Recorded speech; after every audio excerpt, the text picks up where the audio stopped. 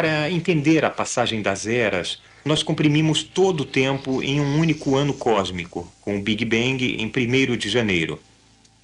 Cada mês aqui representa um pouco mais de 1 bilhão de anos. A Terra só se formou quando se passaram 2/3 do ano cósmico. O nosso entendimento da história da vida é muito recente. Ocupa apenas os últimos segundos de 31 de dezembro, aquele pequeno ponto branco abaixo à direita no calendário cósmico.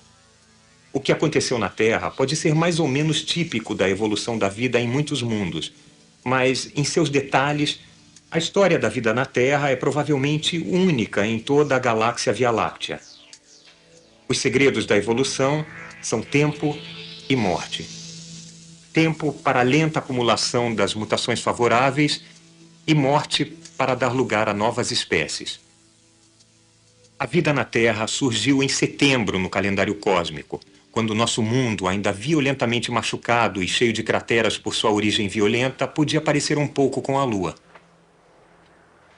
A Terra tem cerca de 4 bilhões e 500 milhões de anos.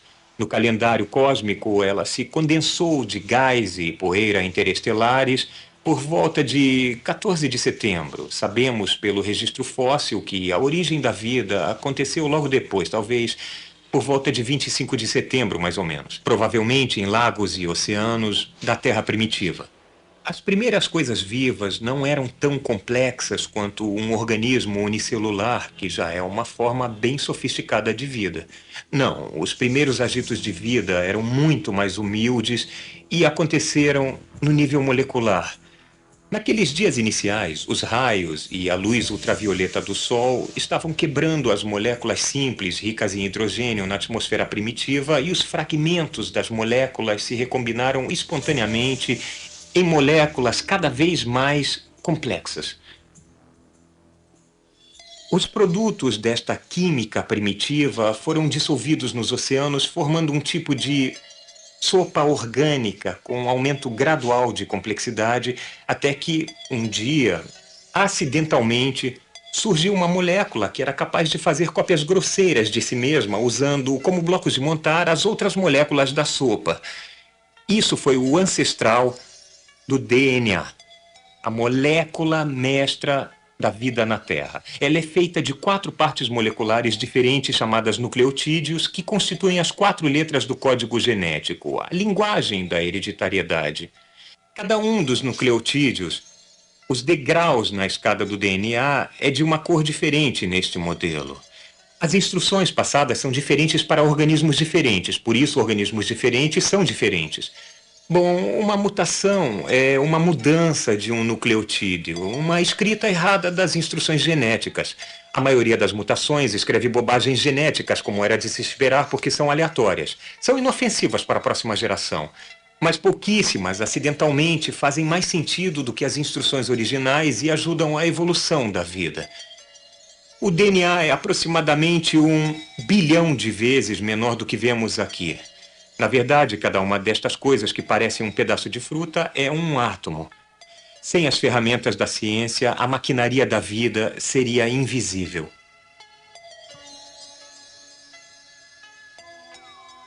Há 4 bilhões de anos, os ancestrais do DNA competiam pelos blocos de montar moleculares e deixavam cópias grosseiras de si mesmos. Não havia predadores. A matéria da vida estava em toda parte. Então, os oceanos e as poças turvas que enchiam as crateras eram para essas moléculas um jardim do Éden.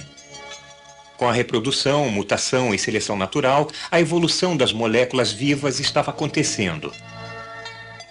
Variedades com funções especializadas se uniram, formando um coletivo. A primeira célula. A sopa orgânica finalmente devorou a si mesma. Mas nessa época, as plantas tinham evoluído, capazes de usar a luz do sol para fazer seus próprios blocos de montar. Elas deixaram as águas verdes. Um grande número de plantas unicelulares se uniu, os primeiros organismos multicelulares. Igualmente importante foi a invenção, só acontecida em novembro, do sexo. Ele foi descoberto por acaso pelos micróbios. Em 1º de dezembro, as plantas verdes tinham liberado grandes quantidades de oxigênio e nitrogênio na atmosfera. O céu é feito pela vida. E então, de repente, em 15 de dezembro, houve uma enorme proliferação de novas formas de vida, um fato chamado de explosão cambriana.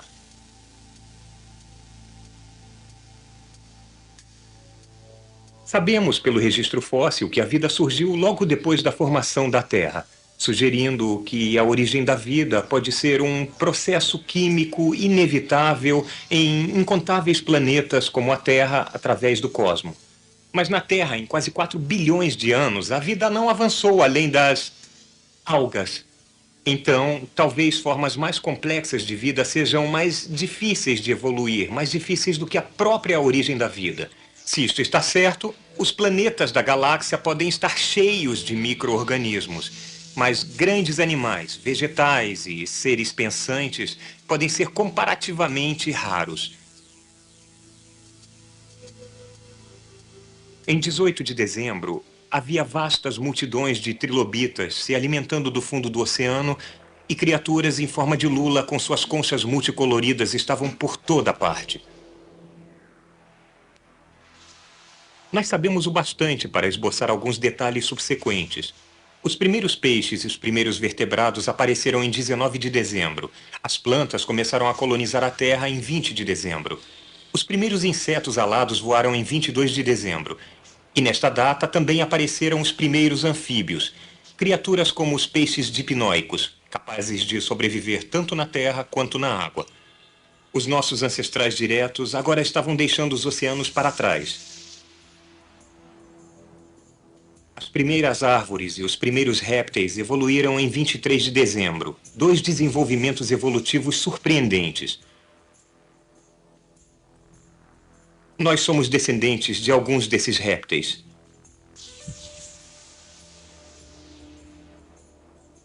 Os dinossauros apareceram na noite de Natal. Havia muitos tipos diferentes de dinossauros. A Terra já foi o planeta deles. Muitos andavam eretos e tinham inteligência considerável. Grandes lagartos colidiam violentamente e retumbavam pelas selvas fumegantes.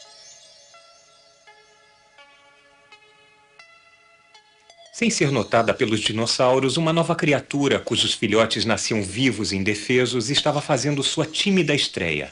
Os primeiros mamíferos surgiram em 26 de dezembro, as primeiras aves no dia seguinte. Mas os dinossauros ainda dominavam o planeta. E então, de repente, sem aviso, por todo o planeta, de uma vez, os dinossauros morreram. A causa é desconhecida, mas a lição é clara. Ficar 160 milhões de anos em um planeta não é garantia de sobrevivência. Os dinossauros pereceram por volta da época da primeira flor. Em 30 de dezembro, as primeiras criaturas que pareciam pouco humanas evoluíram acompanhadas de um aumento espetacular no tamanho de seus cérebros. E então, na noite do último dia do último mês, há apenas poucos milhões de anos, os primeiros humanos de verdade ocuparam seu lugar no calendário cósmico.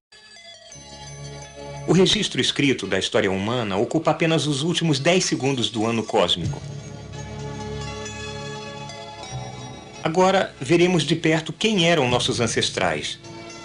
Uma simples circunstância química levou a um dos grandes momentos na história do nosso planeta.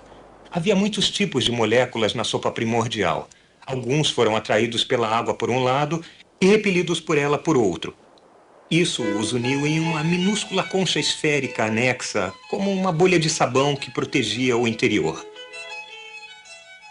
Dentro da bolha, os ancestrais do DNA encontraram um lar e surgiu a primeira célula. As plantas minúsculas levaram centenas de milhões de anos para evoluir liberando oxigênio. Mas esse ramo não levou a nós. As bactérias que respiravam oxigênio levaram mais 1 bilhão de anos para evoluir. De um núcleo nu, uma célula desenvolvida com um núcleo dentro. Algumas dessas formas, parecendo amebas, finalmente levaram as plantas. Outras produziram colônias com células interiores e exteriores, realizando funções diferentes. Virando um pólipo preso ao fundo do mar, filtrando comida da água e desenvolvendo pequenos tentáculos para dirigir a comida até uma boca primitiva. Este nosso humilde ancestral também levou a animais guarnecidos com peles espinhosas com órgãos internos, incluindo a nossa prima, a estrela do mar. Mas nós não viemos da estrela do mar. Há cerca de 550 milhões de anos, os filtros alimentadores desenvolveram fendas para guelras, que eram mais eficientes em filtrar partículas de comida da água. Um ramo evolutivo levou aos enteropneustos. Um outro levou a uma criatura que nadava livremente no estágio larval, mas quando adulta ainda estava firmemente ancorada ao fundo do mar. Alguns viraram tubuzucos vivos, mas outros mantiveram as formas larvais através do ciclo vital e viraram adultos que nadavam livremente com algo parecido com uma espinha dorsal. Os nossos ancestrais agora, há 500 milhões de anos, eram peixes sem maxilares com filtros alimentadores, um pouco parecidos com lampreyas. Gradualmente, esses peixes minúsculos desenvolveram olhos e maxilares. Os peixes então começaram a devorar uns aos outros. Quem conseguia nadar rápido sobrevivia. Quem tivesse maxilares para comer, agora podia usar as guelras para respirar o oxigênio na água. Foi assim que surgiram os peixes modernos. Durante o verão, alguns pântanos e lagos secaram. Então, alguns peixes desenvolveram um pulmão primitivo para respirar ar até chegarem às chuvas. Seus cérebros estavam ficando maiores. Se as chuvas não vinham, era útil poder seguir até o próximo pântano. Essa foi uma adaptação muito importante. Os primeiros anfíbios se desenvolveram ainda com uma cauda tipo peixe. Os anfíbios, como os peixes, botavam seus ovos na água onde eram facilmente comidos. Mas então uma nova invenção excelente apareceu. O ovo de casca dura, posto na terra onde não havia predadores. Os répteis e as tartarugas são dessa época. Muitos dos répteis que saíram do ovo em terra jamais voltaram para a água. Alguns viraram os dinossauros. Uma linhagem de dinossauros desenvolveu penas, úteis para voos curtos. Hoje, os únicos descendentes vivos dos dinossauros são as aves. Os grandes dinossauros evoluíram ao longo de outro ramo. Alguns foram os maiores carnívoros que já existiram. Mas há 65 milhões de anos, todos eles morreram misteriosamente. Enquanto isso, os precursores dos dinossauros também estavam evoluindo em uma direção diferente. Criaturas pequenas e apressadas, com os filhos crescendo dentro do corpo da mãe. Depois da extinção dos dinossauros, muitas formas diferentes se desenvolveram. Os jovens eram muito imaturos ao nascerem nos marsupiais, o vombate, por exemplo, e nos mamíferos. Os jovens tinham que ser ensinados a sobreviver. O cérebro ficou maior ainda. Uma coisa parecida com o musaranho foi o ancestral de todos os mamíferos.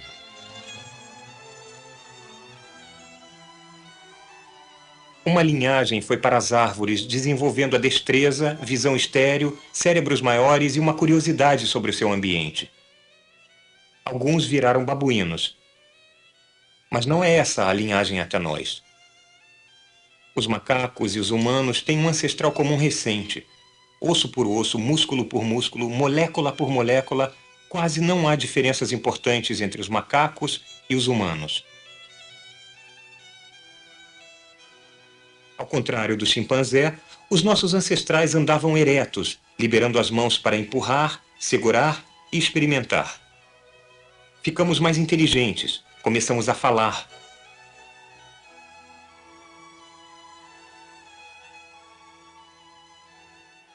Muitos ramos colaterais da família humana se extinguiram nos últimos milhões de anos. Nós, com nossos cérebros e nossas mãos, somos os sobreviventes. Há uma ameaça contínua que se estende daquelas primeiras células até nós. Vamos vê-la de novo, comprimindo 4 bilhões de anos de evolução em 40 segundos.